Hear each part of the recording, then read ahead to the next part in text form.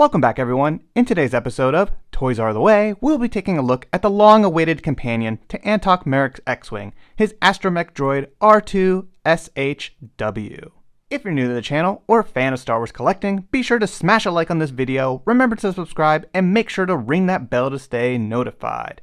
But with that being said, let's take a look at this figure. So as you can see, I have this amazing vehicle, Antoc Merrick's X-Wing, that we all raced to get some time ago when it was a Target exclusive. Definitely was a bit of a challenge. I was able to pick up 2 of these, which is also fantastic because, of course, this amazing Antoc Merrick figure came carded in the box. So had to have one open, had to have one carded.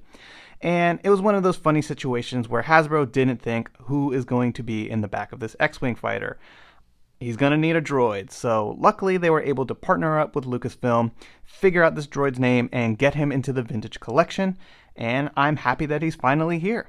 I'm also happy that we're able to complete a small crew here. We have the vehicle, we have the pilot, and we have his companion. So that's great that we're able to finally world build this small section of Rogue One. There are definitely still big holes in our collection when it comes to Rogue One. We don't have a Director Krennic. We need Baze Malbus, and we need Bodhi Rook to complete our Scarif invasion crew. So come on, Hasbro, let's catch up on some of the Rogue One things and get them into the vintage collection. But with that being said, let's take a closer look at the card. Taking a look at the card, we have a fantastic image of the character on the back of the X-Wing flying over the beaches of Scarif during the battle. So I think that's really great. It's always nice when these characters that interact with vehicles, you have the vehicle on the card. So that's great stuff. Got the Kenner logo down below. And all in all, I think this is a fantastic Rogue One card. I also really like this name pill color. This bright, vibrant yellow really pops with the red of the astromech. So that looks really nice. And of course, we have a vintage collection figure on a classic bubble. All in all, a great card to have next to your Antoc Merrick in your collection. On the back, he is VC 260 in the line, and you can see him along with the next wave of vintage collection figures that's coming up. I can't wait to get this wave and share it with everybody when I do.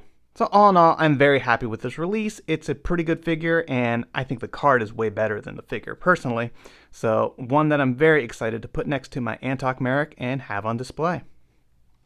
And here's a better look at R2-SHW up close. And I won't go into too much detail when it comes to this astromech droid because he's a mold that you're probably pretty familiar with at this point.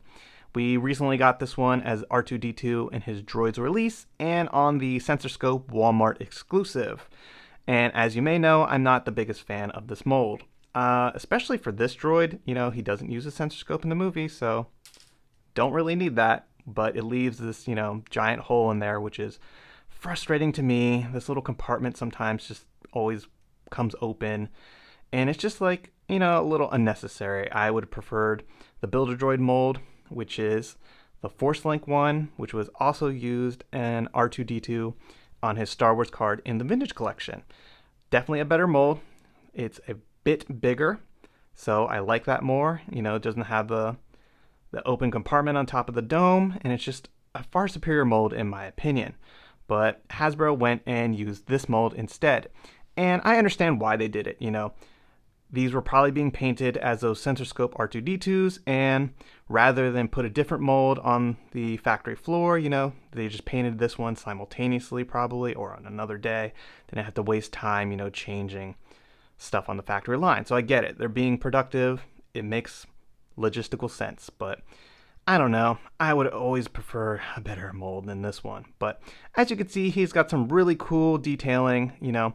The silver on his dome looks pretty nice. I think the coloring, all in all, looks pretty good. He could have probably used a little weathering maybe to like match what's on the card. You know, he looks very brand new, like right off the factory floor. I may add some detailing myself, like just a little bit of dirt and grime, but all in all, you know, this droid is pretty much going to be sitting in that X-Wing, so you don't need too much, and that's another reason why I'm not too disappointed that we're getting this mold. You know, he will be able to fit in X-Wing and do what he needs to do, which is just be a companion to Antoc Merrick. And here you can see R2-D2 in Antoc Merrick's X-Wing, and I just wanted to place him in there as a bit of size comparison. So let's get him out of the X-Wing and place in R2-SHW. And as I said, this mold is a little smaller, so he goes in a little easier. But he does stay in nice and snug. So pretty cool. If you take a look, he's got a bit of space. And we'll do a little test. Pretty good. So no problems there being a co-pilot. So like I said, mostly what you need this droid to do is sit in the back of the X-Wing and be a companion to Antoc Merrick. So he does his job well.